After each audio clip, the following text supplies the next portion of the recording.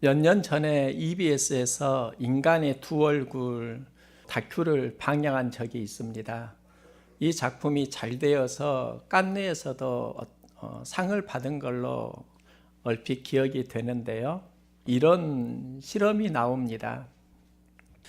교차로 앞에서 앞에 차가 신호가 바뀌었는데 멈춰 있으면 뒤에 차가 어떻게 반응을 하는가, 그걸 알아보는 실험이었습니다. 한 가지 차이가 있습니다. 경차가 신호 앞에서 대기하고 가지 않을 때와 고급 승용차가 가지 않을 때 뒷차의 반응을 알아보는 것이었습니다.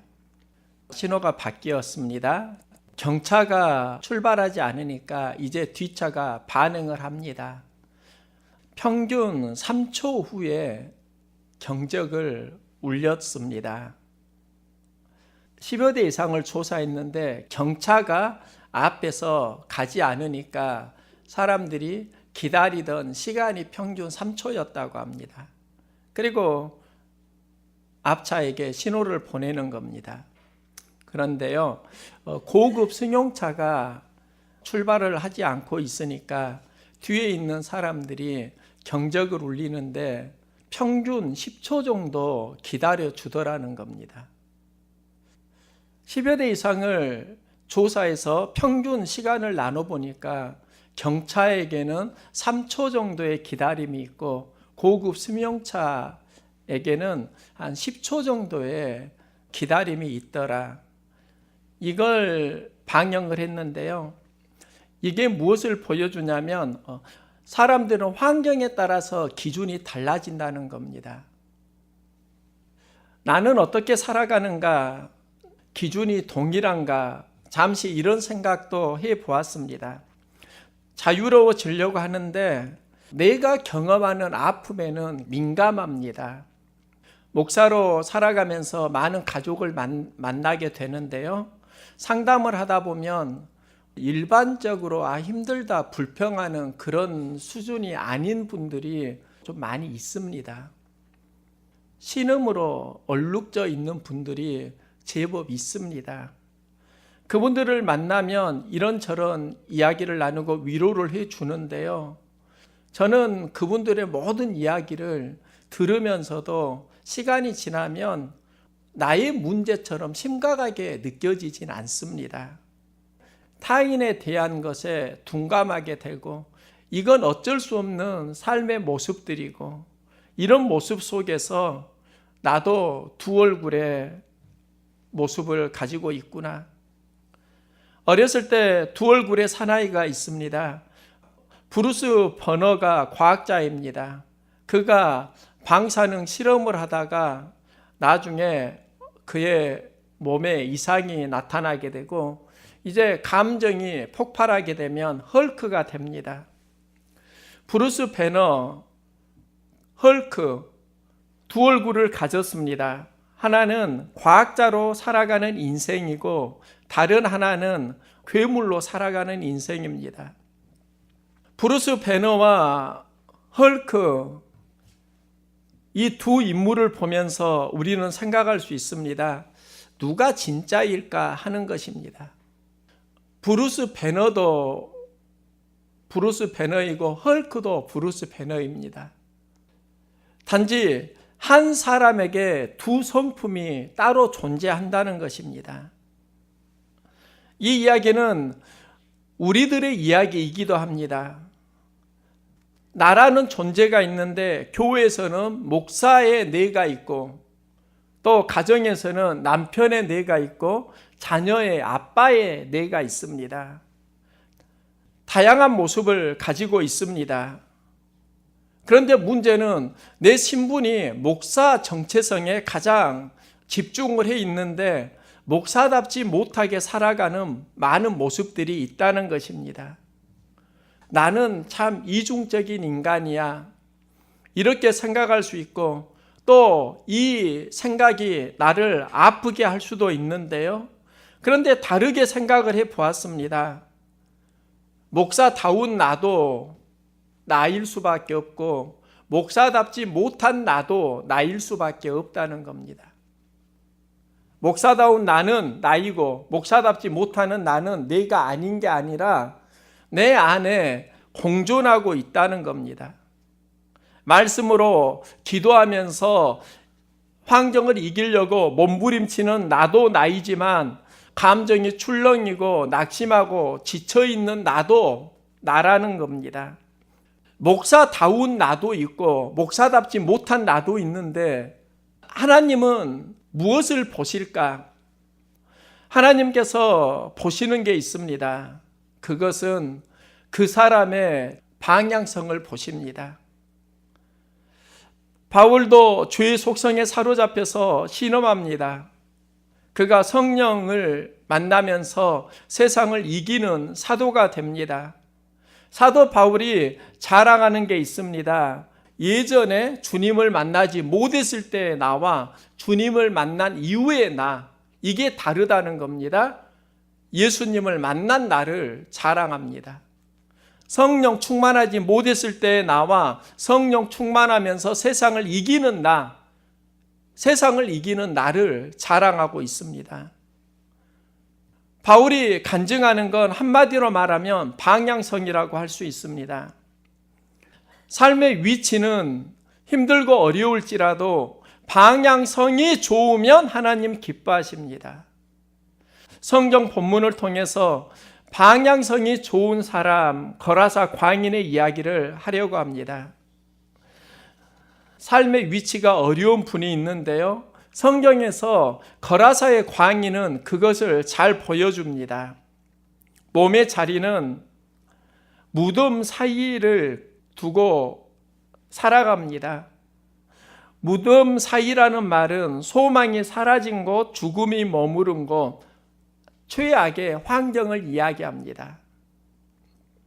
몸의 환경이 안 좋으면 마음에 힘이라도 있어야 되는데 영은 더러운 귀신이 그를 지배하고 있습니다.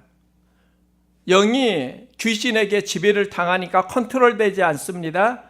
자기 자신을 제어할 수 없습니다. 정신은 피폐되었습니다. 몸과 마음이 모두 다 무너졌다는 겁니다. 그러면 누군가 도와주면 됩니다. 내가 혼자 일어날 수 없을 때 돕는 사람이 있으면 됩니다. 그런데 그의 관계의 자리도 파괴되었습니다. 아무도 그를 제어할 힘이 없는지라. 이건 무엇을 말하는가? 그를 도와줄 사람이 없다는 겁니다.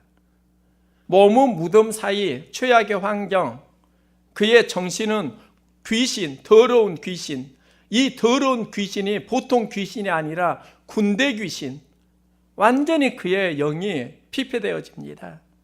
군대 언어가 레기온인데요. 이 레기온이 로마 군대 편성 인원입니다. 5, 6천 명으로 구성됩니다. 군대 귀신이라는 말은 그 사람에게 하나가 아니라 엄청난 세력이 주둔해 있다는 겁니다. 그래서 더러운 귀신이라고 합니다. 이러한 삶의 자리에 살아간다고 하면 참 쉽지 않은 상황입니다. 어려운 상황입니다. 그런데 이 거라사 광인의 등장이 나중에는 어떻게 마무리되는가? 예수께서 자기에게 어떻게 큰 일을 행하셨는지를 데가볼리에 전파하며 모든 사람이 놀라게 여기더라. 동일 인물인데 전혀 다른 모습입니다. 데가볼리에 복음을 전하는 전도자가 됩니다. 데가볼리가 헬라 언어를 보면 데카폴리스입니다. 데카는 열을 뜻하고 폴리스는 도시를 말합니다. 데가볼리라는 말은 여러 도시, 그 도시에서 복음을 전했다. 거라사의 광인을 보면서 참 전혀 다른 모습이다. 동일 인물의 전혀 다른 모습이다. 이제 우리에게 중요한 게 이겁니다. 내 삶의 자리가 거라사의 광인처럼 무덤 사이이고 더러운 귀신이 내 영을 지배하고 있고 나의 관계는 다 무너졌는데 어떻게 회복시킬 수 있는가? 어떻게 대가볼리의 전도자로 살아갈 수 있는가? 이 기도 우리가 해야 되지 않습니까? 완전히 달라졌는데 그 과정을 볼 수 있는데요. 우리의 싸움은 혈과 육의 싸움이 아니요 악한 영들을 상대함이라 말씀합니다. 영들과의 전쟁이라는 겁니다. 우리는 환경과 싸운다고 생각합니다. 그런데 이 환경 속에서 영적 싸움을 하는 겁니다. 보이는 환경만 상대하면서 우리가 갈등하고 싸우는 게 아니라 보다 본질적으로 그 환경 속에는 우리에게 주는 영적 에너지가 있고 서로 갈등하면서 싸운다는 겁니다. 거라사 광인의 이야기가 그걸 보여줍니다. 거라사 광인이 무덤 사이에 거할 수밖에 없었던 이유가 있습니다. 내가 온에서 무덤 사이로 가는 게 아닙니다. 군대 귀신이 그의 영을 주장했기 때문입니다. 내 영성을 내가 다스리지 못하고 악한 군대 귀신이 지배를 하게 되니까 군대 귀신이 인도하는 삶의 환경으로 내 몸이 끌려가는 겁니다. 내 스피릿이 어디에 있느냐에 따라서 우리가 그곳으로 간다고요. 예배 드리는 분들은 예배 스피릿이 있으니까 온 것입니다. 예배 스피릿이 우리 안에 머무르니까 이 자리에 왔는데 이곳에 오지 못한 분들 많이 있을 겁니다. 우리는 내가 어디를 간다 이 현상을 보는데 보다 중요한 건 그 현상을 이끌어가는 스피릿이 무엇인가? 예수님은 그걸 보십니다. 그러면서 무덤 사이에 머무르는 그를 향해서 말합니다. 더러운 귀신아 그 사람에게서 나오라. 우리는 이렇게 말할 수 있습니다. 왜 무덤 사이에 사세요? 무덤 떠나세요. 왜 옷을 벗고 사세요? 옷을 입으세요. 우리는 이렇게 생각하고 당연히 이런 접근을 하는데 예수님께서는 그를 지배하고 있는 정신을 바꾸시는 겁니다. 귀신아 나가라. 귀신이 지배하니까 스스로 제어하지 못합니다. 다른 사람도 도와줄 수 없습니다. 오로지 악한 영이 그를 주장하고 있습니다. 예수님은 그의 정신을 지배하고 있는 악한 세력을 물리치십니다. 예수님이 하신 싸움은 영적 싸움이라는 겁니다. 우리는 정신을 바꾸려고 하지 않고 환경 속에서만 자꾸 반응하면서 살아갈 수 있습니다. 그러니까 그 환경에 대한 반응력은 계속 동일하게 나타납니다. 안타까운 게 그런 겁니다. 환경에 대한 반응력을 새롭게 하기 위해서 기도하고 또 이게 되면은 영성이 달라지고 나에게 걸림돌이 되지 않는데 그런 영성이 허락이 안 되니까 환경 속에서 내 삶의 자리에 머무르고 있는 것입니다. 예수님이 더러운 귀신아 그 사람에게서 나오라 이 선포가 단순한 선포였을까요? 뭐 영적 싸움인 것 같긴 한데 꼭 그렇게만 해석을 해야 되나? 그럼 그 뒤를 이해하면 되는데요. 예수님이 더러운 귀신을 쫓아낼 때 귀신들이 돼지에게 들어가기를 청합니다. 영의 존재는 홀로 운행할 수 있는 게 아니라 어떤 매개물을 통해서 운행을 하게 됩니다. 돼지에게 들어가기를 청하는 겁니다. 귀신이 돼지에게 들어가게 되고 돼지에게 귀신이 들어가면서 나타나는 반응이 있습니다. 그들이 비탈로 달리기를 시작하고 모두 다 바다에 빠져서 몰살되는 겁니다. 돼지 2,000마리가 죽었습니다. 어떤 사람에게는 돼지가 생계일 수 있는데 그 2,000마리의 돼지를 예수님 다 몰살시키면 어떻게 되는가? 생각하기에 따라서는 굉장히 난처한 사건입니다. 이 사건을 성경 전체적으로 보아야 하는데요. 레위기서는 이렇게 기록합니다. 돼지는 굽이 갈라져 쪽발이로 돼 책임지를 못함으로 너희에게 부정하니 너희는 이러한 고기를 먹지 말고 그 주검도 만지지 말라. 이것들은 너희에게 부정하니라. 하나님의 백성 공동체 안에서 돼지는 먹지도 못하고 부정함으로 키울 이유가 없습니다. 돼지는 유대교 전통에서 부정한 짐승입니다. 하나님의 백성들은 돼지를 기를 이유가 없습니다. 그 지역에 돼지가 있었다는 건 이교도가 있었다는 이야기입니다. 자료를 보면은 수많은 이교도 신들이 나옵니다. 풍요의 여신으로 데메테르가 있습니다.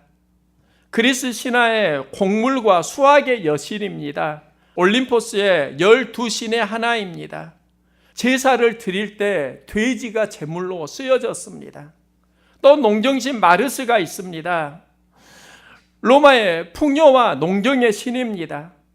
그에게도 제물을 드릴 때 돼지가 쓰여진 겁니다. 곡물 수확기 여신 텔루스가 있습니다. 이 텔루스 여신에게도 제사를 드릴 때 돼지가 사용되었습니다. 그럼 돼지가 상징하는 게 있습니다. 돼지는요, 이교도들이 제사를 드릴 때 사용하는 제물이었습니다. 그 제물을 바다에 모두 다 몰살시켰다. 이 말은 예수님이 이교도와 영적 싸움을 하셨다는 겁니다. 그러면은 이전에 더러운 귀신아 그 사람에게서 나오라 이 선포를 했던 것도 영적 싸움이고, 또 돼지를 몰살시켰던 것도 영적 싸움이었습니다. 현상이 아니라 근원과 예수님은 싸우셨다는 겁니다. 거라사 광인이 변화되는 그 과정을 우리가 이해를 해야 하는데요. 그가 무덤 사이에 거하는데 무덤을 떠났다고 변화된 게 아닙니다. 옷을 벗었는데 옷을 입었다고 변화된 게 아닙니다. 그를 지배하고 있는 영성이 바뀌어지면서 회복이 일어납니다. 전에는 군대 귀신에게 반응하는 삶이었습니다. 이제 말씀에 반응합니다. 그가 예수님을 만납니다. 예수님을 만났다. 말씀이 그 안에 들어오고 있다는 겁니다.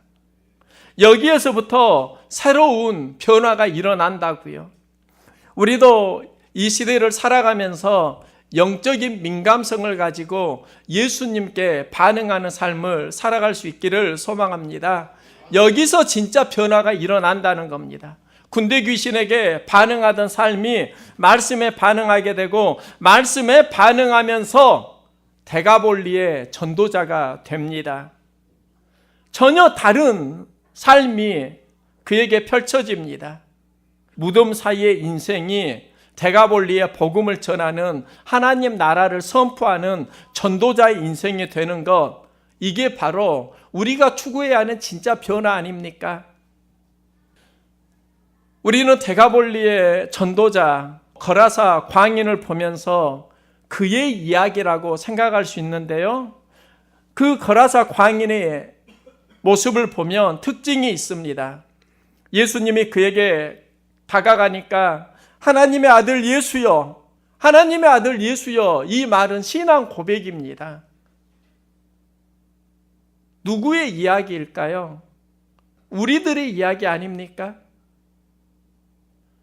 그런데 삶의 자리는 무덤 사이에 거하는 자라.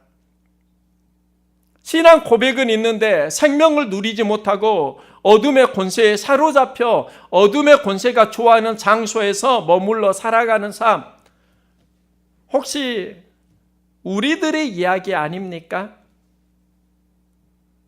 그 자리에 예수님이 오셨습니다. 그러면 예수님 도와주세요 이래야 하는데, 당신이 나와 무슨 상관이 있나이까, 나 괴롭게 하지 마세요, 투덜거리고 있는 그 영적인 상태, 우리들의 모습 아닙니까? 신앙은 있는데 가지 말아야 할 곳에 자꾸 익숙해져 있고, 예수님이 우리에게 다가오실 때 마음은 몹시 거칠어서 예수님을 거절하게 되는 그 거라사 광인의 모습이 바로 우리들의 모습일 수 있다는 겁니다. 본문 전후를 보면은요, 마태복음 8장에는 많은 사람들을 예수님이 고치십니다. 많은 사람들이 예수님을 애워싸실 때 예수님은 건너편으로 가기를 제자들에게 명령하십니다.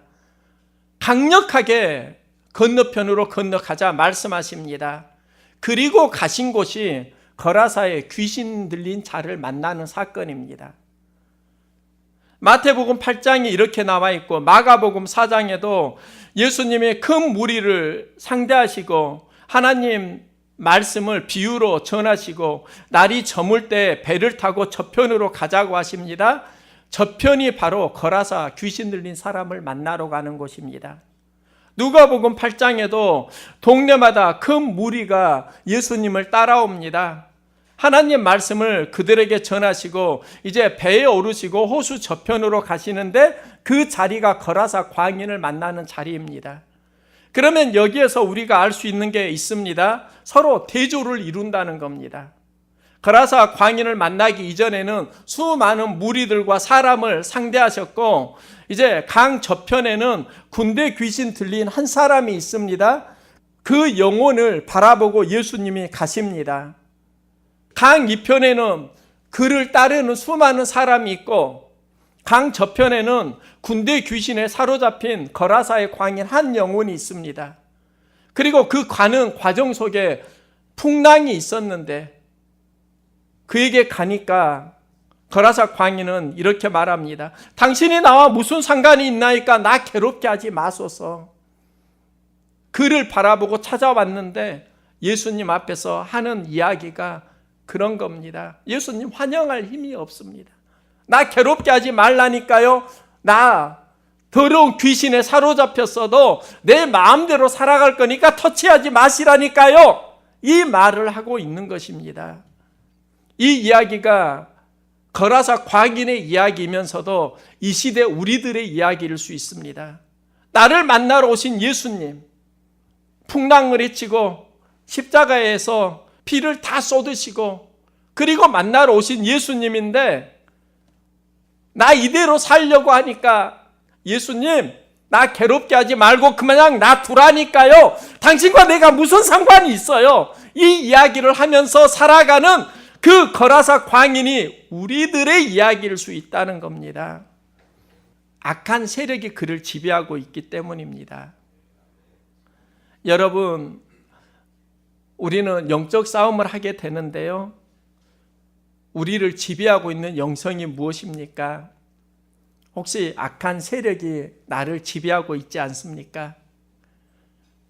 예수님을 만나고 예수님의 말씀이 다시 우리 안에 들어오기를 소망합니다. 이때부터 방향성이 달라진다는 겁니다. 무덤에 머무르던 인생이 복음을 전하는 사명자의 삶으로 살아가게 되는데 이게 진짜 변화입니다. 무덤에 머무르던 인생이 그곳에서 나왔습니다. 그리고 옷을 벗고 관계성이 파괴되었는데 이제 다른 사람과 교제할 수 있는 힘을 얻습니다.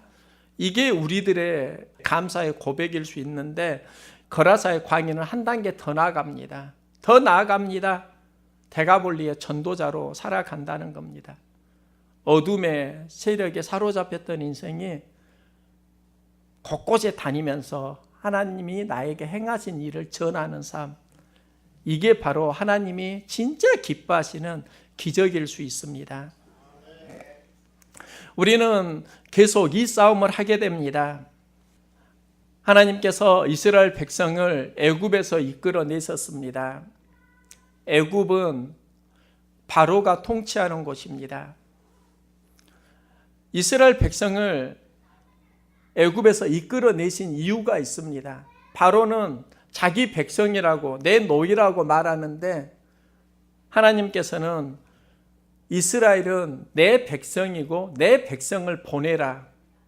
애굽에서 이스라엘 백성을 이끌어냅니다.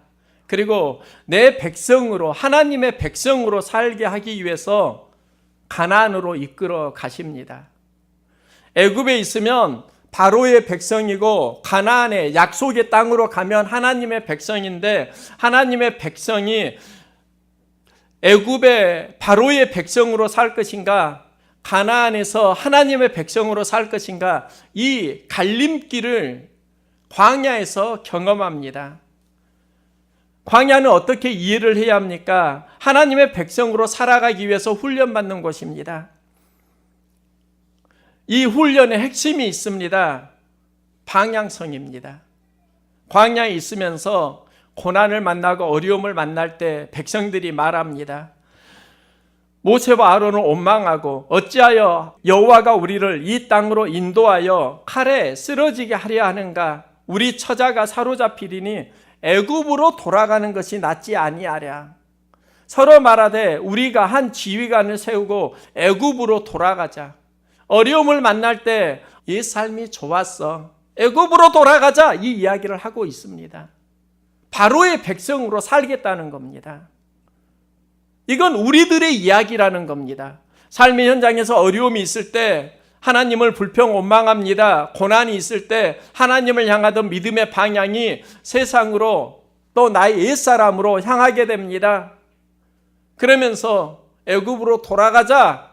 그 이야기가 우리들 안에서 오늘날 많은 그리스도인 가운데 나올 수 있다는 것이지요. 어떻게 이걸 극복할 수 있습니까? 모세는 하나님께 기도합니다. 부르짖습니다. 기도하면서 방향을 새롭게 잡는 것입니다. 우리는 거라사 광인의 이야기를 보면서 그가 어떻게 데가볼리의 전도자가 되는가, 그가 했던 싸움이 영적 싸움입니다.